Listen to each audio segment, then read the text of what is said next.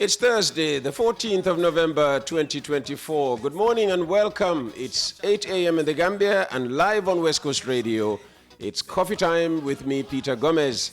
And Coffee Time is brought to you in association with partners led by the USA PEEC and GAM Food Trading, Wave, TAF Africa Global, Easy Financial Services, Bloombank Africa Global Properties, and the Gambia Experience. The American Chicken Festival 2024 is here. Join us for the second annual celebration of all things chicken on Saturday, November 23rd at Hyperlink Village, Palmer Junction, Bethel Harding Highway from 12 p.m. to 12 a.m. Hello, I am Chef Bojan. I'm excited to return for the second annual Chicken Festival. With over 40 international options from a diverse list of vendors. Music by DJ Wanjo, raffles, the variety show, and plenty of family-friendly fun. From local to international, we got something for everyone. Come see and taste the difference. Make it a date and don't be late.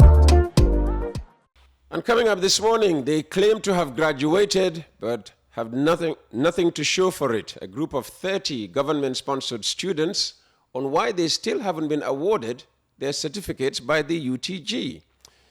Gambian women entrepreneurs benefit from tax training by the Revenue Authority, and despite turbulence, COP29 in Baku is seeing some progress. We'll hear from an Australian climate activist.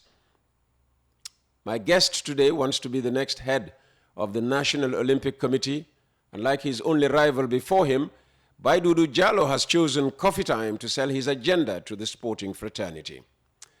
And it's another day, and therefore a new dose of newspaper headlines, and that's coming your way right after this. Thanks for joining us. Good day, my people. My name is Marcel Sanyang, Bank Farafenya branch. I just want to encourage my customers to use our mobile app and use our ATM. You don't even need to come to the bank to do any transaction. You can be at your home and you do your transactions. You can also use our ATMs. When the queue is long, you don't even need to enter the bank. Just use the ATM and off you go. I just want to encourage all of you that Trust Bank, we are here for you. We will make sure that we give you all what you need in your banking. Thank you. We begin our newspaper review with Foraya. Over 200 Gambians detained in warehouse in Mauritania after being intercepted. Farmers register poor quality of groundnut harvest. Gambia will get new ferry next year, says MD Jobate. Go get your money, minister tells recruiters victims. Court admits death certificates and lab results of AKI victims. Gambian returnee seeks support to rebuild his life after harrowing journey, and GRA hosts tax seminar for Gambian Women Chamber of Commerce. Next, we have the Voices front page. 20% of down payment made for purchase of new ferry, reveals Ports MD. Rights group concerns over the Gambia's participation at COP29. SK Jaite says EFSTH's labor ward is crucial as philanthropist supports hospitals' surgical interventions. Government asks IGP to probe Gambia-Spain labor agreement scandal. Rising costs threaten local gardeners as new gardening season approaches. GRA trains Gambia Women's Chamber of Commerce, and court admits into evidence invoice of over $58,000 in Gachi's civil suit against Khadija Kebe and Sehu Drame. Here's the front page of The Point. Parts of Sanyang Seaport Agreement revealed. Stakeholders in URR expressed different opinions on 2024 draft constitution. Backway returnee shares heartbreaking tale of loss and regret. Health Minister to appear in AKI court case to provide vital documents. New study reveals barriers to Gambian women's participation in politics. And Barthelemy Giassi's convoy immobilized as several bodyguards arrested. And finally, the Standard. CBG encourages private investments to build Stink Corner Mandinaba Toll Road. Dabo tells Barrow to reveal funding source for Mankamangkunda mansion. Government takes no responsibility for payments made to private entities for Spain migrant work. Minister hints at plans to revive river transport. Cement shortage vindicates Importers Association, and Gambia seeks Ghana's expertise on utility regulation. And that's today's newspaper review. Our thanks to Foraya, The Standard, The Point, and The Voice. Did you know service plots are now available at Baki? Welcome to Baki, Taft City's fourth residential estate. Yes, service plots available at Baki with 3 years interest-free payment plan with a minimum deposit of only $94,000, and it will come with fence plot, water reticulation, electricity, solar street lights, and bituminized internal roads. Are you ready to build your dream home for yourself? Call us now. It's Thursday, the 14th of November, 2024. I am Peter Gomez, and live on West Coast Radio, it's coffee time.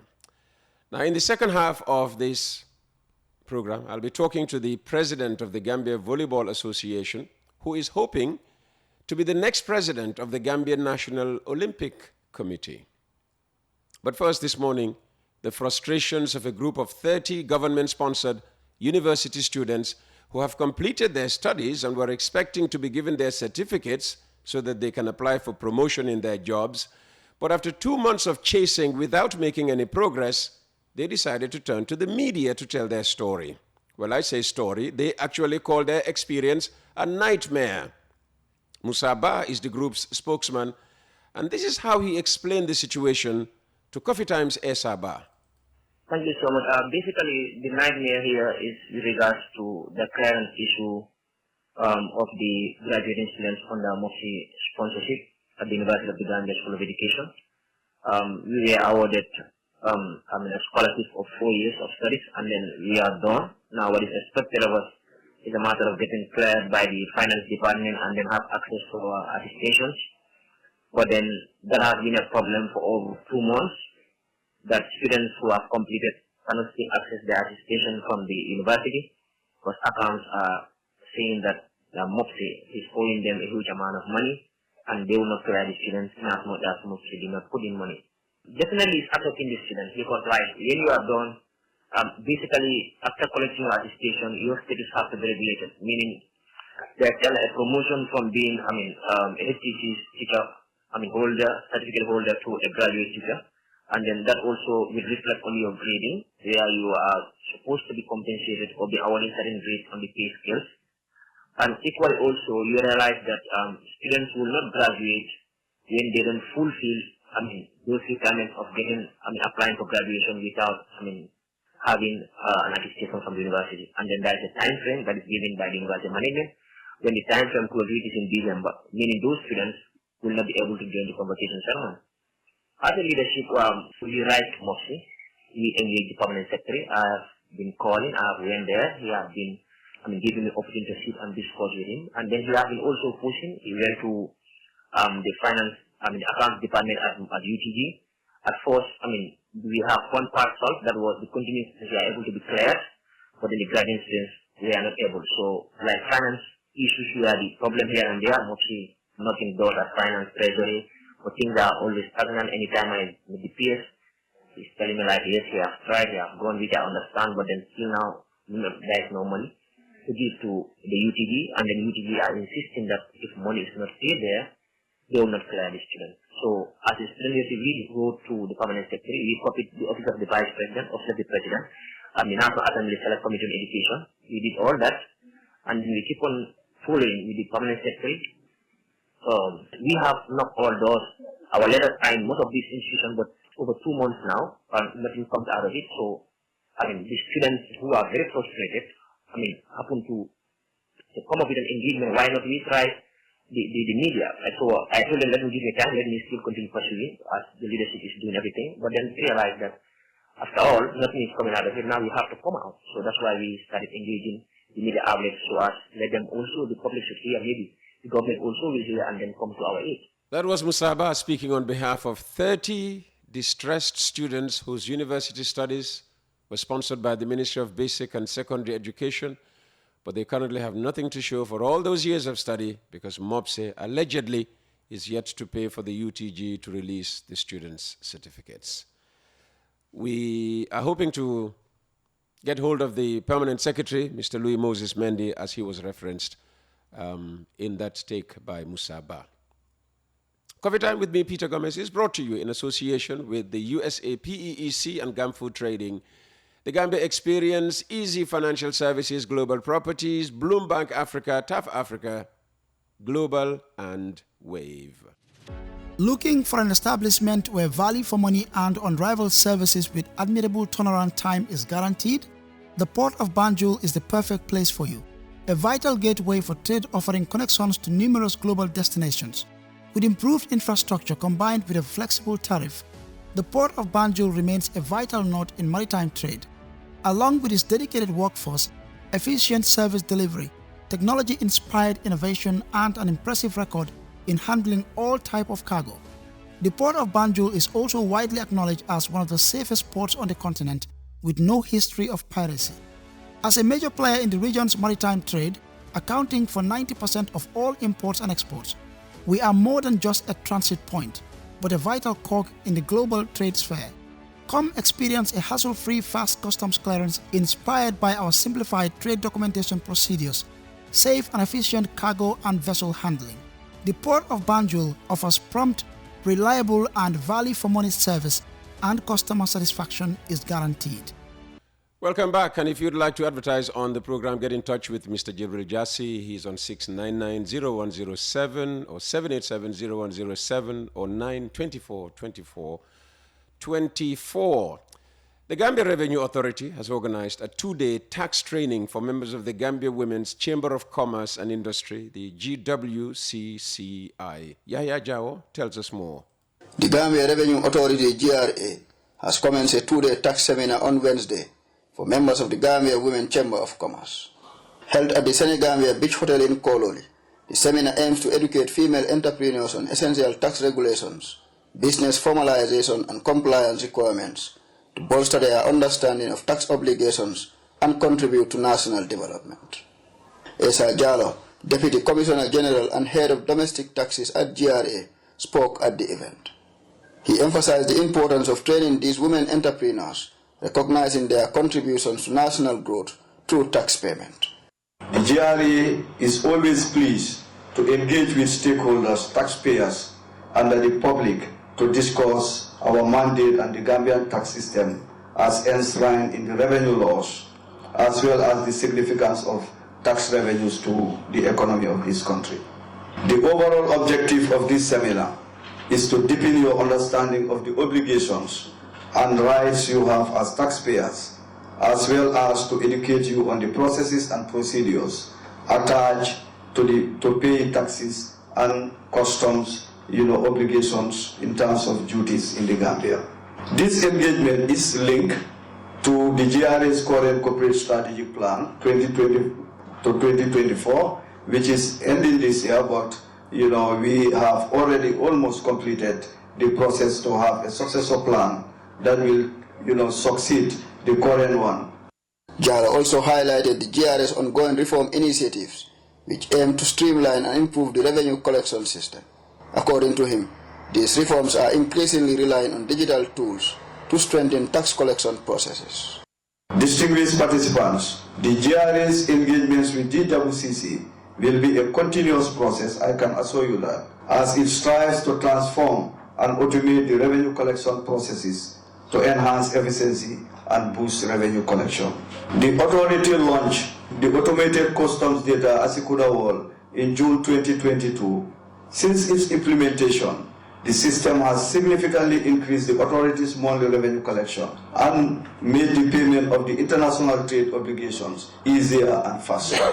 Madam Beatrice Mboj, CEO and founding member of the Gambia Women Chamber of Commerce, says that the seminar's purpose is to equip members with a comprehensive understanding of tax regulations. This, she said, will enable them to meet the criteria needed to obtain essential documentation, such as tax clearance certificates, to ensure the smooth operation of their businesses.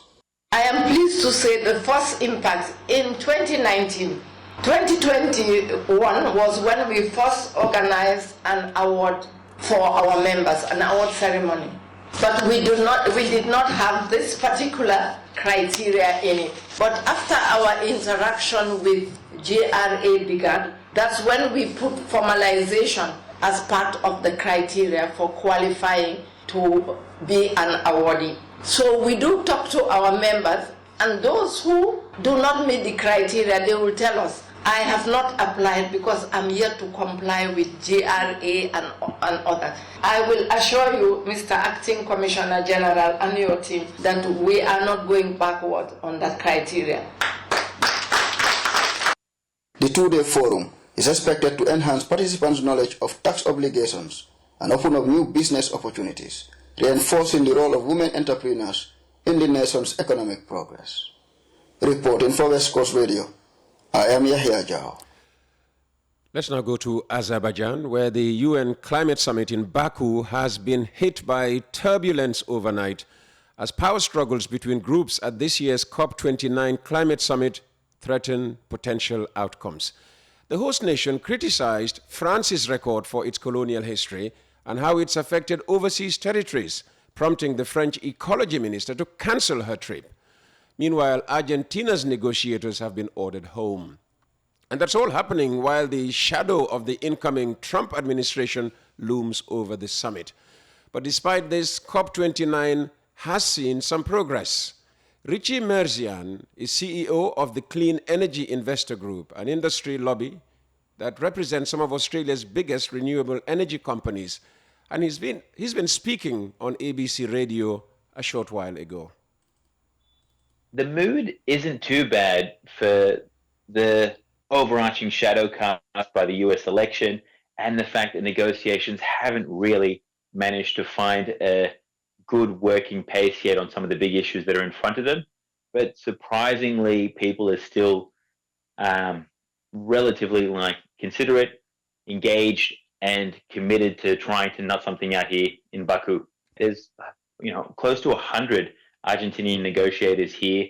They usually play a key role as one of the major South American players and powers here, but just suddenly they had to pull up stunts and go home. This could be because they've got a government that is increasingly anti-climate action, and they just haven't been happy with the progress to date. It's been one of many unusual happenings. PNG said they weren't going to come, but there are reports that there are PNG negotiators here and engaging, which does seem to run counter to this quite public position they took that the COP negotiations weren't worth it. I think at the end of the day, people have been surprised. There's more people than were expected, more leaders showed up than expected, and some countries are bringing forward quite ambitious plans. The UK Prime Minister attended, and reports are already out that they're going to be bringing forward an ambitious, I think, 81% emission reduction cut by 2035. The first of what will hopefully be many new targets that are going to be put on the table in the lead up to the COP next year, which is the big political COP around the next wave of ambition. The nuclear lobby are here in force, as they often are, and are looking for supporters. There was a couple of dozen countries at the last COP that backed in nuclear. It's still a minority of countries, but there are some that are starting to investigate it.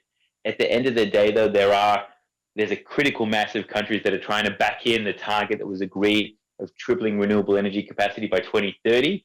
And so a big focus of Thursday, which is the finance day, is how do we come up with enough financing so that these countries can actually massively scale up their renewables. So there's already a big agenda on the table. Countries need to actually gear in so they can land something ambitious, because that's a prerequisite if we're going to actually keep global warming to 1.5 degrees. And that was Richie Merzian, CEO of the Clean Energy Investor Group. And after another break, we'll hear from my guest. It's Coffee Time with Peter Gomez, brought to you in association with the USA PEEC and GAM Food Trading, the Gambia Experience, Easy Financial Services, Global Properties, Bloombank Africa, TAF Africa, Global, and Wave, as well as these additional partners. The American Chicken Festival 2024 is here. Join us for the second annual celebration of all things chicken on Saturday, November 23rd at Hyperlink Village, Palmer Junction, Bethel Harding Highway from 12 p.m. to 12 a.m. Hello, I am Chef Boje. I'm excited to return for the second annual Chicken Festival. With over 40 international options from a diverse list of vendors. Music by DJ Wanjo, raffles, the variety show, and plenty of family-friendly fun. From local to international, we got something for everyone. Come see and taste the difference. Make it a date and don't be late. It's almost 20 minutes to 9 o'clock. It's coffee time with Peter Gomez. We're live on 92.1 on FM in the Gambia. You'll find us online at www.wcr.gm, and you can also view us on YouTube. My guest is here, Bai Dodou Jallow. I'll just, for his introduction, read straight from a document provided to Coffee Time.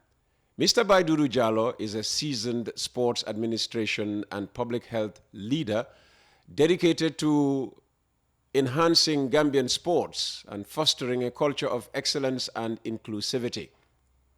As president of the Gambia Volleyball Association since 2018 and Zone 2 Volleyball Federation since 2020, Mr. Jallow has championed volleyball development nationally and regionally.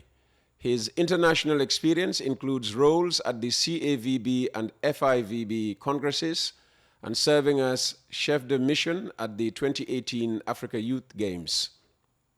An international referee and former GNOC board member, Mr. Jallow brings deep expertise in sports governance with a vision to uplift the Olympic movement in the Gambia with his recent appointment as the President of Sport Organizing Commission of the Confederation of African Volleyball for 2024 to 2028. In his professional career, Mr. Jallow is the Director of Scientific Affairs at the Gambia's Food Safety and Quality Authority, leading efforts in food safety, standardization, and public health. As the Codex Contact Point Coordinator, he advanced national food safety initiatives, including the Codex Trust Fund project. His previous role at the Gambia Standards Bureau focused on establishing national quality standards across multiple sectors, and he holds advanced certifications in ISO quality management. An educator and advocate for youth development, Mr. Jallow is committed to innovation, ethics, and collaborative growth in sports. His presidential candidacy for the GNOC reflects a comprehensive strategy to drive positive change in Gambian sports governance and athlete support. Very impressive, Bai Dodou. Yeah, thank you. Very good. So what do you want to change in Gambian sports if and when you become president of the GNOC? Thank you very much, Peter, and good morning to all the listeners on West Coast Radio. Really, I have to thank you first for giving me this opportunity to come here in this prestigious radio program. Thank you. Really. Yes, I think we are approaching the GNOC elections, and I'm vying in for the presidency of the GNOC. I think actually what I want to do is embedded in a manifesto that I have, I'm sharing currently. I've started sharing already with a lot of people. Okay, so what's in the manifesto? What are you seeking to change? So you can see that the manifesto is looking at a new direction for the GNOC. Actually, we have 10 pillars in that manifesto. I mean, and we are looking at various areas and the various issues. Let's start with pillar one. Yes, pillar one, we are looking at good governance. Good governance. You know, good governance, we want to really sift from what has been happening. We have seen what has been happening. You know, we have seen some issues with respect to good governance at the GNOC. Issues like? Recently, you know, you have seen even the GNOC board going to the extent of, you know, violating the constitution of the GNOC, and that resulted to a number of national federations. How did they violate the constitution? I mean, if you look at the happenings in the last from December last year. What happenings? I'm coming. Okay, yeah. So you can see that in this Congress, the GNOC board came up with an agenda, and then some member associations decided to propose, based on the provisions of the Constitution, to propose addition to that agenda, items to be added to that agenda and then brought in and be discussed at the General Assembly. Yes. And for some reason, the GNOC board decided not to include those items in the agenda. They presented an agenda, and the majority of the national federations decided not to accept to accept that agenda. And that act alone is a violation of the constitution of the GNOC, which clearly states that member associations have the right to add an agenda item, and these agenda items should be brought in, and then be discussed. And these items were added, with meeting the required timelines and all those things stated in the constitution. Okay. And we have seen also, in terms of governance, issues happening within the board of the GNOC, where the president and the secretary general, we have seen correspondence between the secretary general and the president, which are really unhealthy, and because the president have not provided the right environment for the secretary general to operate, which also is another form of violating some of the provisions in the constitution. So we really want to take a new direction, ensure that the respect to the constitution is fundamental, is key, because this is the highest sporting institution in the country. This is where all other national federations should draw reference to. So really, this is something that we would push as far as our manifesto is concerned. I hope you haven't offended the Sports Council with that claim that this is the highest, sporting body in the country. I hope so. I hope they will not come for me. This fight has been going on for ages, yes. I mean, which is, a superior? Is it the GNOC or the National Sports Council? So governance, pillar one. Yes. What's pillar two, in your 10-point manifesto? Yeah, pillar two, we are really looking at revenue streams. We are looking at strengthening, national federations, supporting them, and also revenue generation. Because, if you look at national federations, what you have, the current status is such that if you are not in the good books of the board of the GNOC, the support that you get is limited. Sometimes it's really frustrating, and this is something that we want to depart from. We want to bring in a system that will be fair, that will have, fair distribution of the resources. I mean, you cannot have equal distribution to every national federation, but we will have a funding mechanism, a funding scheme, which is equitable, which will really look at, based on your performance, based on what you are doing, we will try to support you. We will try to provide support for you. But we are even trying to really expand this by looking at also those that are not performing. Why are they not performing? How can we bring them on board? How can we support them? So we need to strengthen our secretariat. We need to have the right personnel there who can bring in these national associations, engage them, work with them, and support them to grow. So this is also another pillar in our manifesto. Okay, so right now the secretariat is not properly staffed.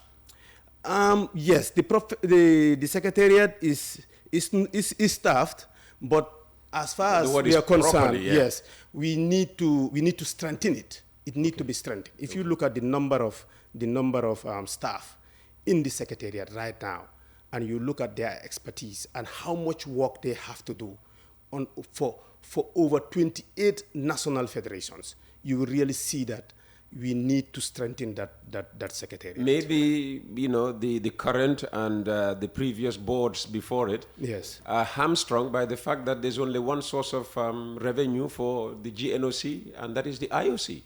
Yes, I think the GNOC has been dependent on the support they're getting from Olympic Solidarity.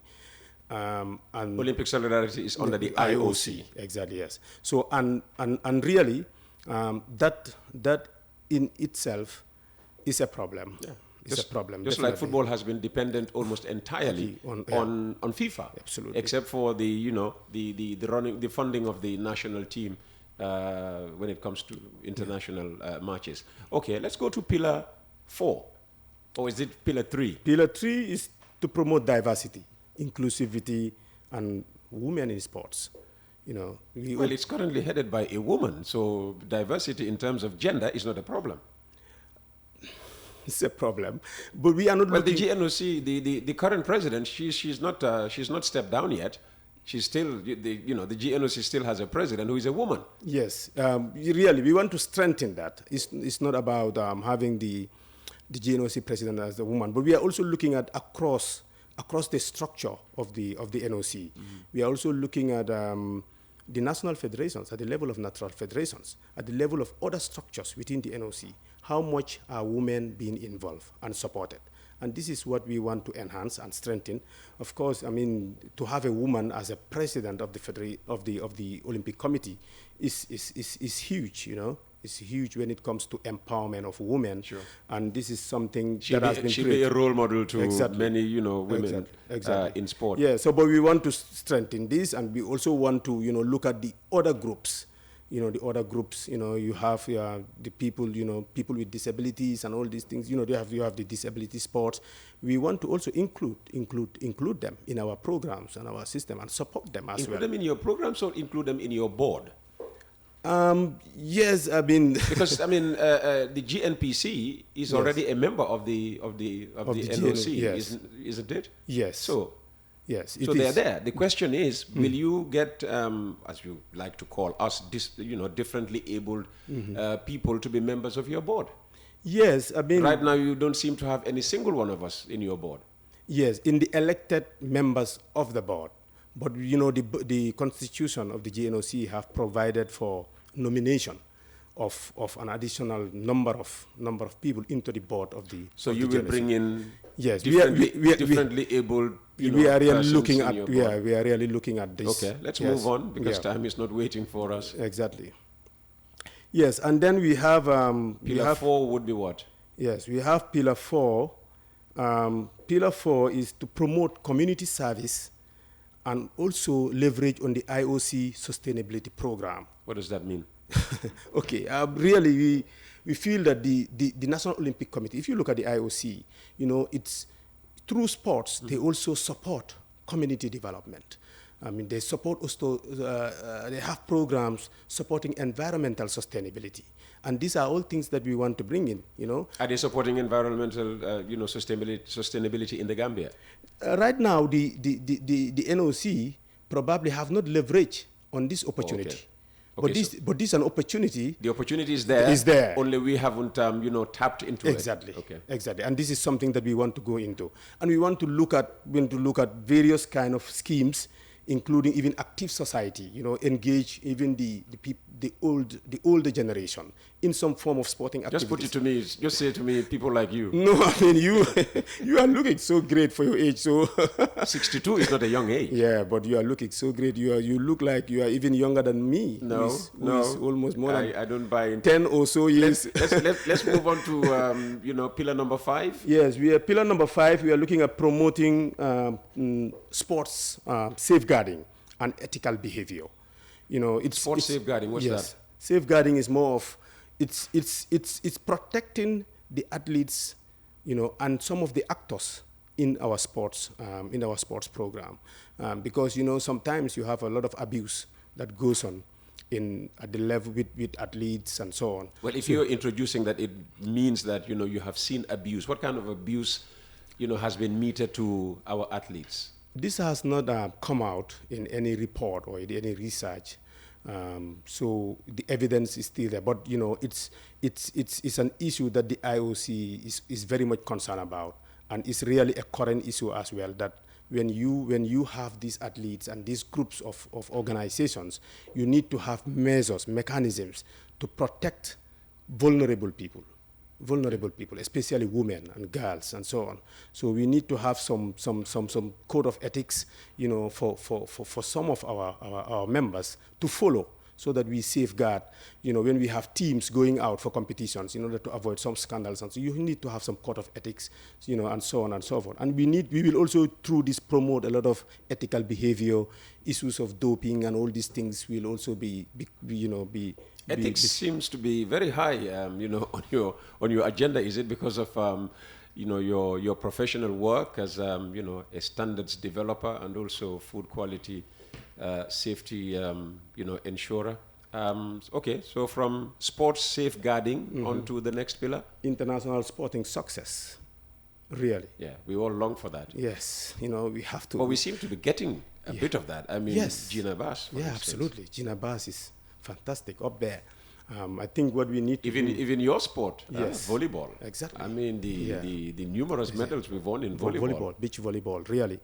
And that shows that even with the limited infrastructure we have in place, that shows that the potentials in this country for sports success, sporting success, international sporting success is there, and we just need to leverage on it. Like I have the experience to administer a national federation with this level of athletes who are performing at the international level, and I've seen from some of our programs how they have come out to perform. And this is what I would want to bring with the team that we have, really, to make sure that we can filter this to many other national associations, because sometimes maybe the potential for medals can even be in a national association that we don't know about that much right now. So they just need... like I have this Choco Federation that nobody knows about. It's only ever mentioned on Sportsfire. Exactly. Yeah, so international sporting success is going to be really key. We would deliberately support national federation, especially in national championships. We have to facilitate, we have to try to make sure national federations are organizing national championships. That's important. And they have to try to go as far as, That's important. Exactly. Because apparently there is a fencing federation, and you don't hear about fencing in this country. Isn't there? Fencing? Yes. Isn't there a fencing federation? There's supposed to be a fencing association or federation, and you don't hear about fencing in this country. Absolutely. Yeah. And I think there are some sports... Isn't there a softball association as well? A softball association, yes, of course, but really I have not... How many Gambians know about softball? I can even tell you, even me as the president of volleyball and being a board member at some point of the GNOC, I struggled, really. I have struggled to see any softball championship being organized here, or even come across with a softball athlete. So this is what a Bai Dodou Jallow presidency will encourage. As long as you are a national sporting association, yes, you must have a national championship. Exactly. To get any support from the GNOC. Definitely. I think that's a good condition to bring in. This is going to be a condition really we will put down, because imagine without a national championship. I mean, what are you doing as a national federation? Yeah. What are you doing? That's your top raison. And where do you help the NOC and government to build strong national teams to go and compete and win? You cannot. Okay. Yeah, absolutely. So how far down the pillar have we gone? We are going to 6 now. Going to 6? Only 6? I think we have to jump maybe. No. We need to know all 10. So let's go on to 6. 6 is what? Yeah, 6 is partnerships and stakeholders, enhanced partnerships and stakeholders, especially with government. And of course, we over the years we have also seen that somehow the relationship between the GNOC and government, is not the way I think it should be. I think it can be better. I know there is a working relationship, but we can even make it better, because the NOC will always tell you this is government's job. This is my job. And that kind of attitude, it's like you are Yeah, but of course, there are things that are, the business of government, and there are things that are the business of the GNOC. Yeah, but, I mean, these two institutions have to collaborate. They have to at some point, they have to converge. Because at the end of the day, I mean, sports at the national level, these two institutions must work closely together. Absolutely. And in a transparent way. And we will do that in a transparent way. And really, not only with government, but of course, we will try to establish partnership with the private sector. I mean, if you look around right now, the GNOC is not collaborating with, I have not seen really a very strong partnership within the private sector. Well, if you tell me that, I'll believe you, because Yes. you were part of the board until recently. Exactly. So really, so this is also a departure. We want to go out and really try to do this. I think we can look at maybe quickly look at coaching, administration, and technical officials as pillar number 10, which is also a very important pillar, because there are opportunities in Olympic solidarity for the NOC to support officials, train them, and bring them back here and help for this official really to help our athletes. If you look at sometimes the quality of our coaches in the various sporting associations, there is a lot. We need to improve that a lot. And these are the people that deal directly with our athletes and train them and prepare them for competitions. They have to get the technical expertise.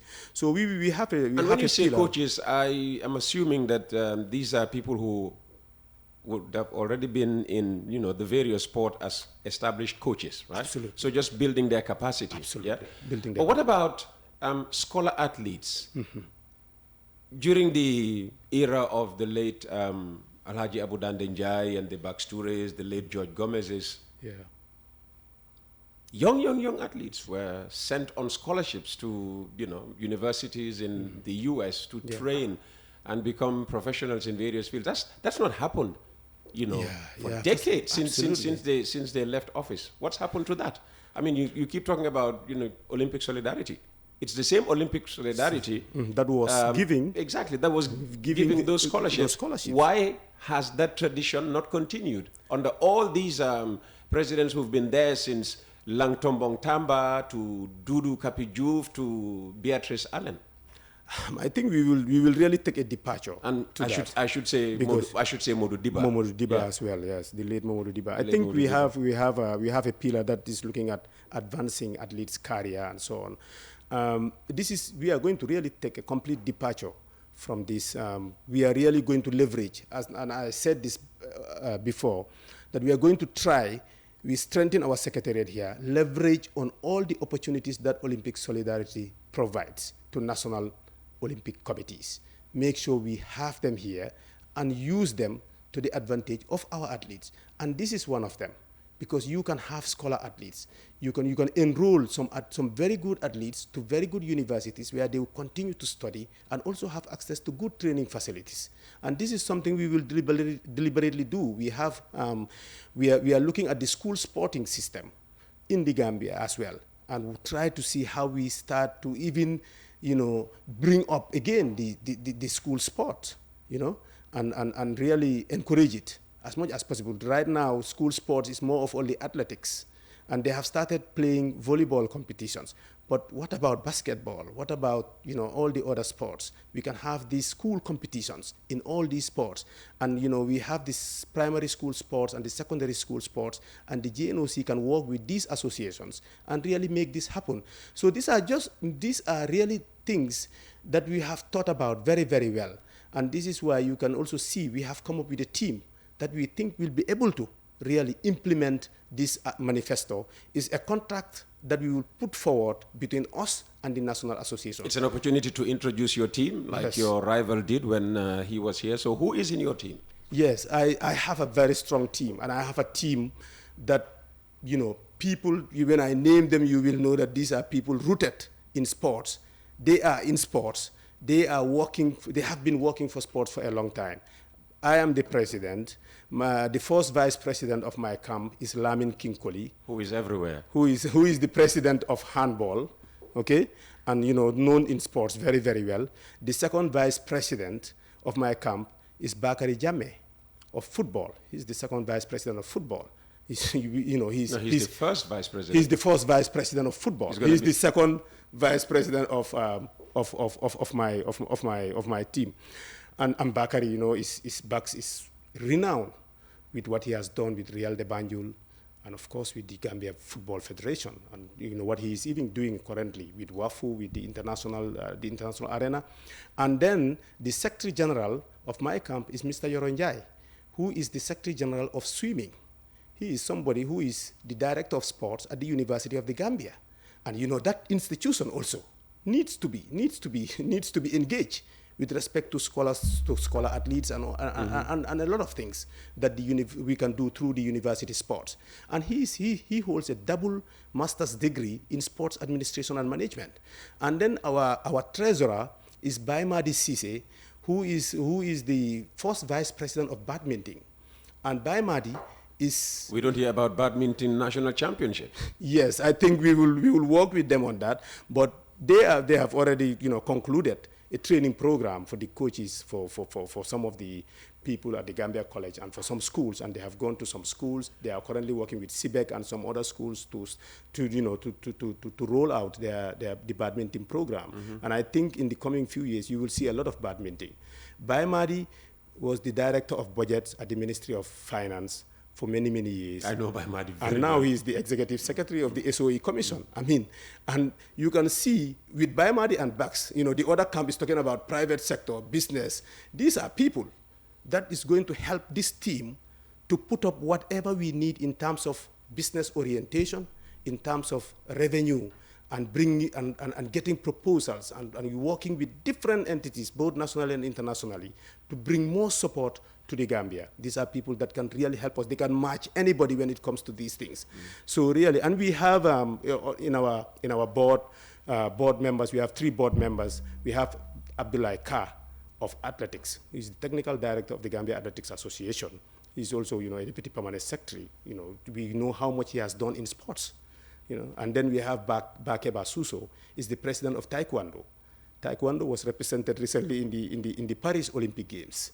And then we have a lady, I was about to say, it's an all-man we have a lady, organization. We have a lady, Ami Jama. Maybe I should not have brought her last. And you began by talking about inclusivity. Women in sport. I should have mentioned her a bit early, but it's not the least, definitely. But we have this lady who is a very resourceful person, working with different associations, with Talk of War.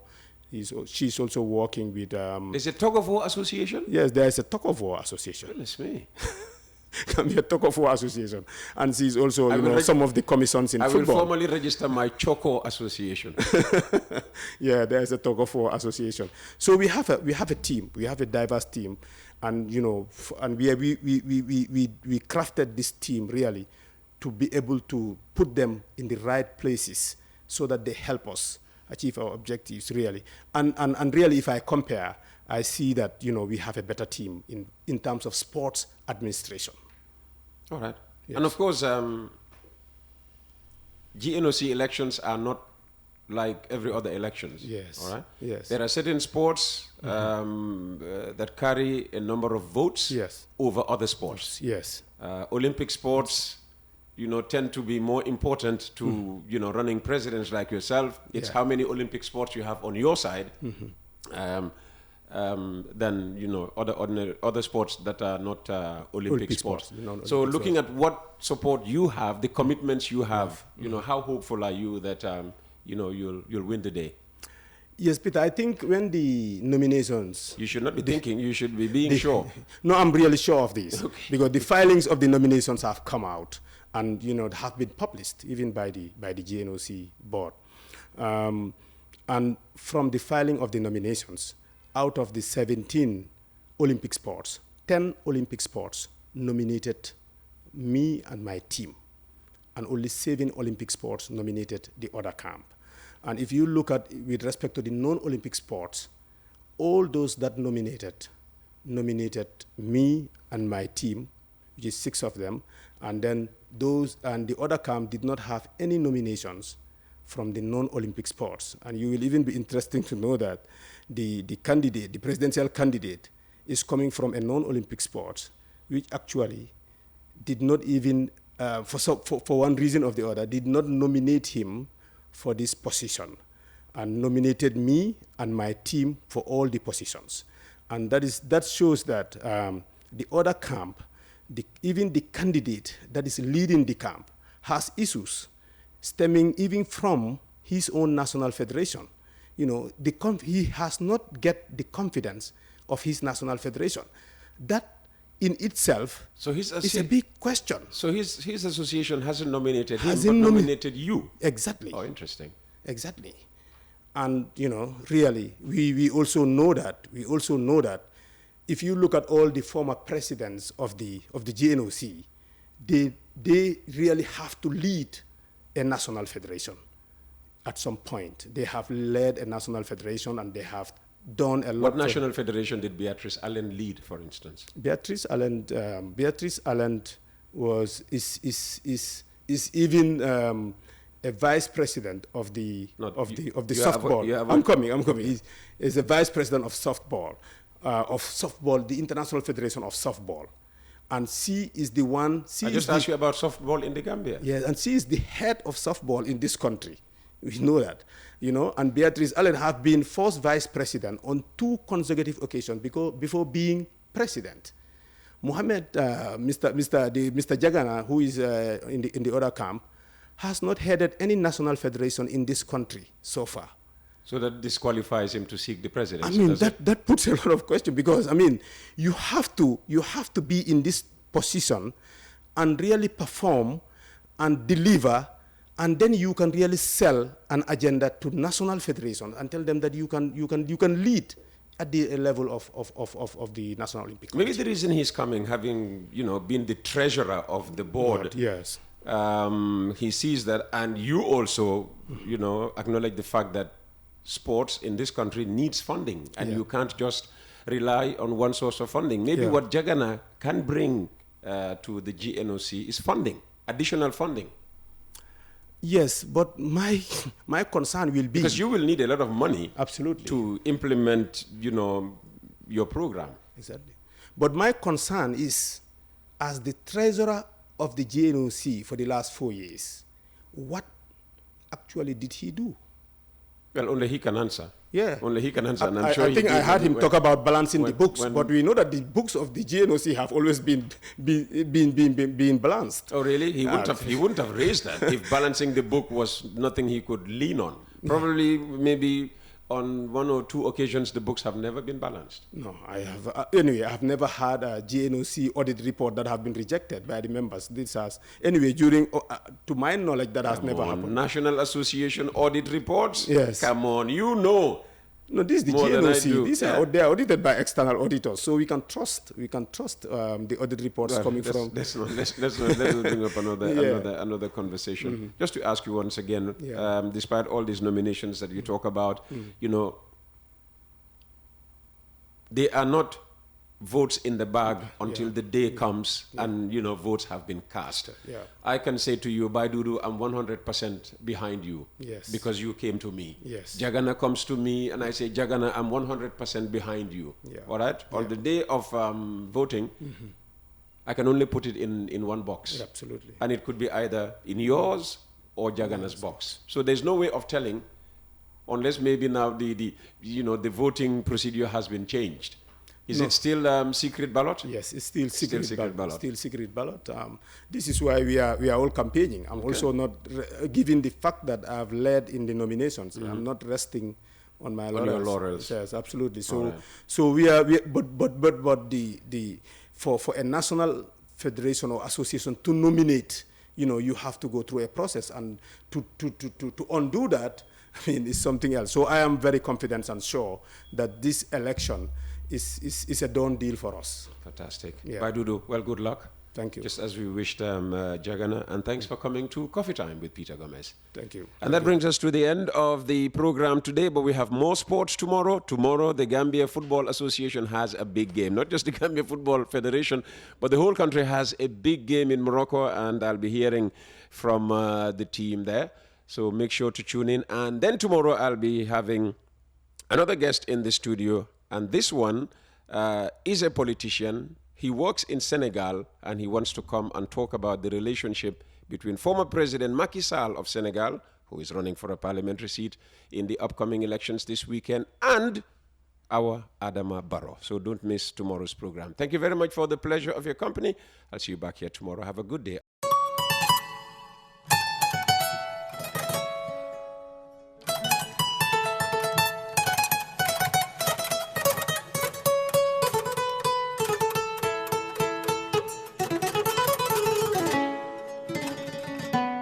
Thank you.